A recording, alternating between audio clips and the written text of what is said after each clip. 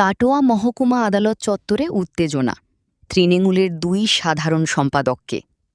পূর্ব বর্ধমানের কাটোয়া মহকুমা আদালতে দিগন্ত পাল ও বিশ্বনাথ সাহাকে তোলা হলে আদালত চত্বরে উত্তেজনার সৃষ্টি হয়।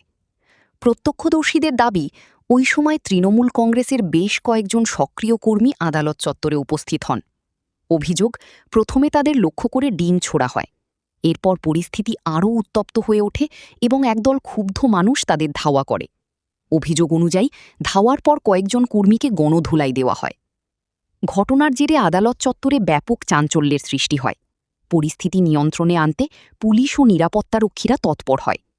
তবে এই ঘটনায় এখনও পর্যন্ত কোনো পক্ষের তরফে আনুষ্ঠানিক প্রতিক্রিয়া পাওয়া যায়নি। ঘটনার প্রকৃত কারণ ও হামলার অভিযোগ খতিয়ে দেখছে পুলিশ। চোর চোর স্লোগান দিতে থাকে, পাশাপাশি পচা ডিম ছুঁড়ে মারতে থাকে। এরপর শুরু হয় গণধোলাই।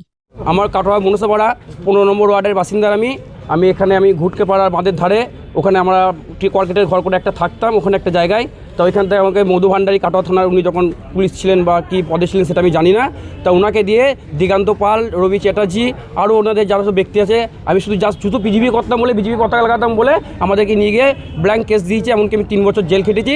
তা ম্যাজিস্ট্রেট আমাকে এনডিপিএস কেস দিয়েছিল, যার আপনার 6 মাস ছাড়া যা চার্জশিট পড়ে না, এমনকি তার আগে বেল্ট পাবে না। এমনকি এই কারণে আমার বাড়ির লোকও রবি চ্যাটার্জির কাছে গেছিলো, হাতে পায়ে পড়েছিল যে আমার ছেলে বিজেপি পার্টি করবে না বা কিছু করবে না।